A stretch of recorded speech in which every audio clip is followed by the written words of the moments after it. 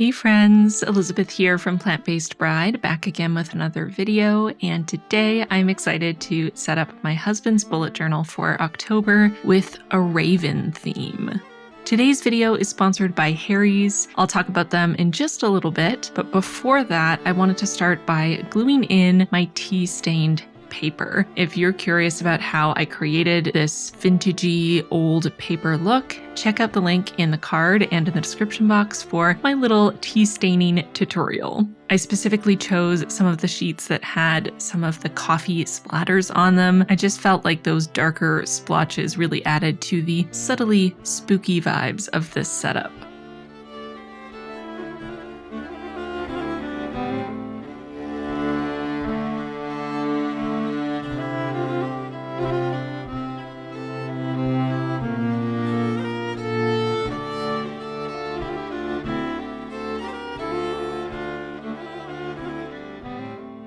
Once I have all of my tea-stained paper glued in, I'm flipping back to the first spread to get started on the quote page. But before I do that, I want to talk to you about today's video sponsor, Harry's. I've been using Harry's razors for many years now, and I've been blown away by how close and comfortable the shave is. Some people might think of Harry's as just a men's brand, but they don't just make razors for men.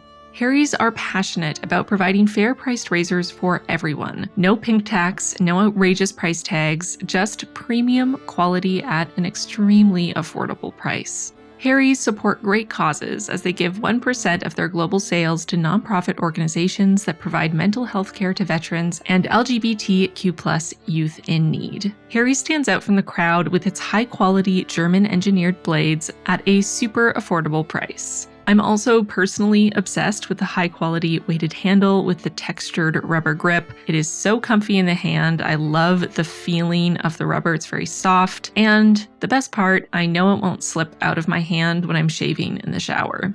Because Harry's is sponsoring this video, you can redeem your trial set for just $3 when you go to harrys.com/plantbasedbride. In your trial set, you'll get a 5-blade razor, weighted handle, a blade cover, and their foaming shave gel. It's an incredibly great deal, so act fast while supplies last. So getting back into the setup, I'm starting with my quote page where I, of course, had to quote Edgar Allan Poe. How could I not, while doing a raven theme? I mean, come on. And the quote I chose was, "Quoth the raven nevermore," a classic. I'm using my stamps for this, and as always, all of the supplies I'm using in this video will be linked in the description box down below.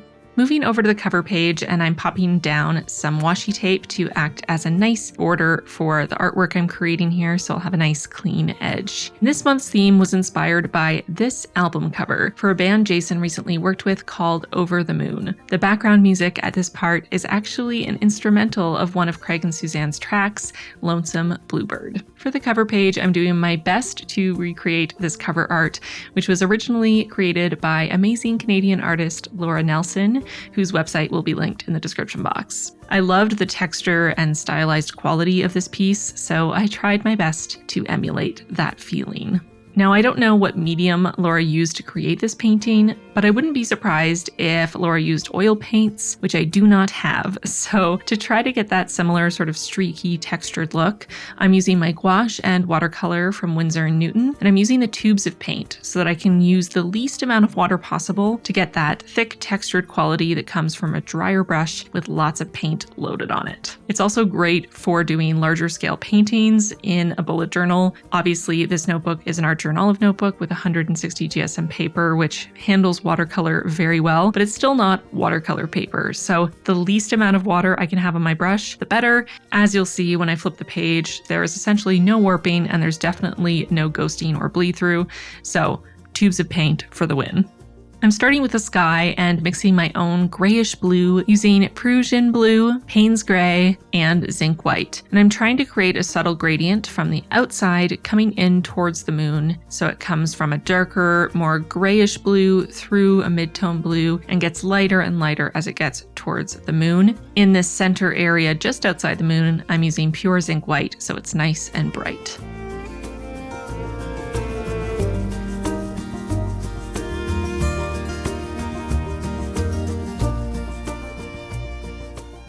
As for the moon itself, I'm using a mix of yellow ochre, cadmium yellow, and zinc white to create this golden yellow spooky harvest moon. And I'm using a tiny bit of lamp black to do a nice bold black outline. Thanks for the great painting of my new favorite band's album cover. Craig and Suzanne are a power couple of musicians. Suzanne plays upright bass and guitar. Craig plays guitar and banjo. I would describe the way they harmonize together like the Everly Brothers. Harmony is so tight that you can't decide which one's the melody. You can hear the love and fun that those two share in each song as they sing to each other face to face on the same microphone. This cover is from Over the Moon's up-and-coming album release called Chinook Waltz. I can't wait for the world to hear it. Thank you, Craig and Suzanne, for the beautiful music. Elizabeth, thanks for the great bullet journal as always. Back to you. For the bottom of the painting, I'm creating a nice brown shade by mixing yellow ochre and sepia together, getting that textured dirt on the ground, and also creating some little branches popping up around the raven.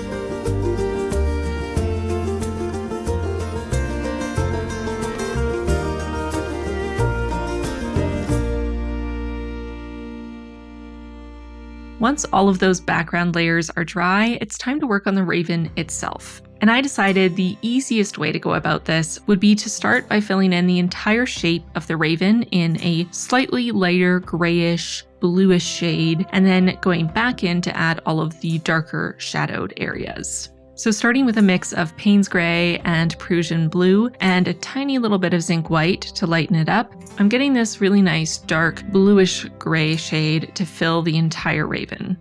Once this first layer was dry, I decided to mix a darker shade that wasn't completely black. I do find that having your darkest colors not be pure black, but actually be a very, very dark color that fits within your color scheme can add a lot of liveliness and depth and interest to a painting. So instead of using pure lamp black, I am using the color that I mixed with Prussian Blue and Payne's Gray and a tiny bit of zinc white, and I'm adding the tiniest bit of lamp black into that shade so I get the darkest possible version of that bluish gray color. And as you can see, when that first layer was dry, I did go in with my pencil to indicate all of the areas that I wanted to fill in with a darker shade. I definitely recommend doing this. I just find it a lot easier to have a little bit of a guide, and any areas that you don't end up painting over, you can always erase.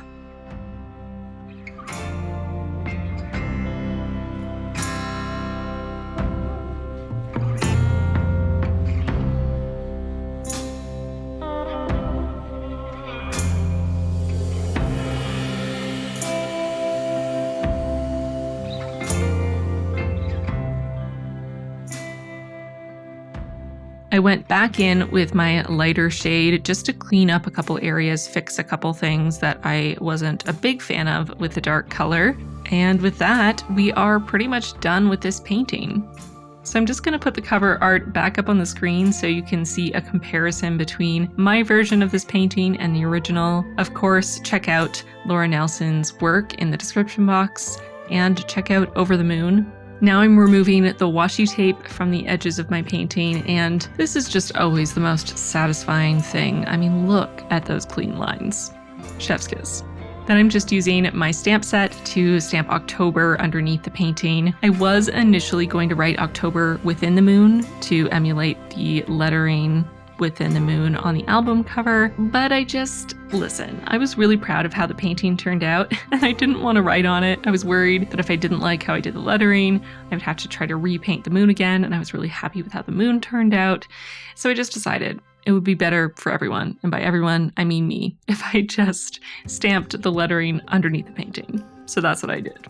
Flipping over to the next spread, which is my husband's monthly calendar, I'm starting by painting yet another moon in the upper left-hand corner. And while I do that, since I'm using the exact same technique to create this moon as I did the first one, I'm going to take this opportunity to share just a few facts about ravens. The raven, one of approximately 10 species of heavy-billed dark birds, is often confused with the crow. Closely related, both ravens and crows are species of the genus Corvus. The raven is larger, has a heavier bill, and shaggier plumage than the crow, especially around the throat. The raven's lustrous feathers also have a blue or purplish iridescence. Ravens are highly intelligent, with brains relatively large for their size. They've been known to craft and use tools, plan for the future, barter, and even play games like hide and seek. They also use their intellect to put together cause and effect. A study in Wyoming discovered that during hunting season, the sound of a gunshot draws ravens in to investigate a presumed carcass, whereas the birds ignore other sounds that are just as loud but harmless, such as an air horn or a car door slamming.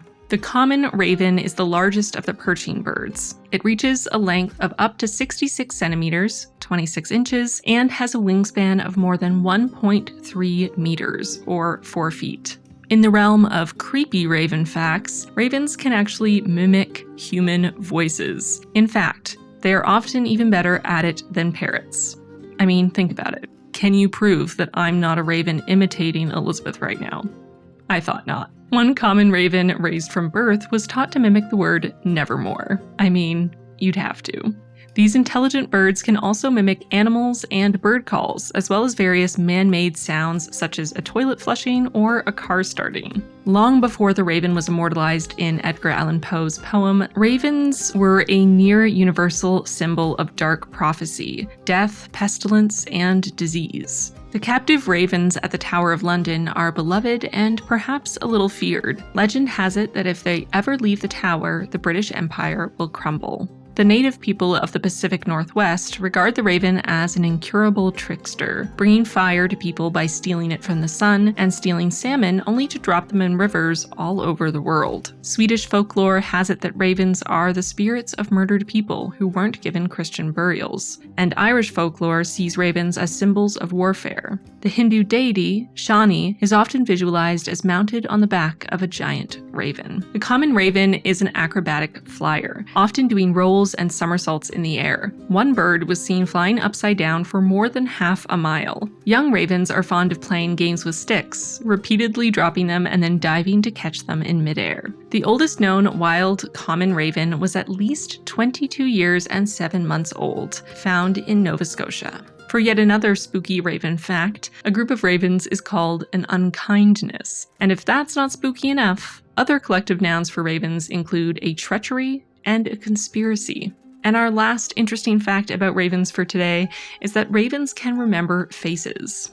Ravens have what is called episodic memory, much like humans. This allows them to remember human faces and other characteristics, particularly in association with an emotion or an event. And this is a big reason for why ravens are known to have friends and enemies. Ravens have been known to hold grudges for up to 1 month after a sour experience. On the calendar page here, as you can see, I decided to create a silhouette of a bare tree that has lost all its leaves, with a large raven sitting on a branch just spookily watching. Quickly flipping to the next spread to stamp the notes header. This is for my husband's notes pages where he jots down whatever he needs day to day, to-do lists, appointments, meeting notes, etc. And that is it for this Raven-inspired, over-the-moon album cover-inspired theme in my husband's bullet journal. I hope you liked it. If you did, give this video a like and subscribe if you haven't already. And leave a comment down below letting me know which Raven fact was your favorite. If you made it all the way to the end of this video, be sure to leave either a bird emoji or a black emoji of your choice in the comments so I know you're a real one. Thank you again to Harry's for sponsoring this video. Don't forget to redeem your trial set for just $3 when you go to harrys.com/plantbasedbride. Thank you to my patrons for your support. Extra special thanks to our newest patrons: April, Whitney, Jessica, Amber, Mariah, Gunnar, Kata, Millie, Erica, Zahardonia, Akbarali, and Trinity. Welcome all of you to the squad. We are so excited to have you. If you at home want to join the squad, feel free. There's a link in the card and in the description box down below. And with that, I'm going to get going. Thank you so much for watching this video, and I'll see you really soon in my next one. Bye, friends. Don't forget to check out the plan with me I just posted in my own bullet journal for October. I did a spooky and yet also kind of whimsical and cute snake theme. And if that sounds like an oxymoron, check out the video. You'll see what I mean.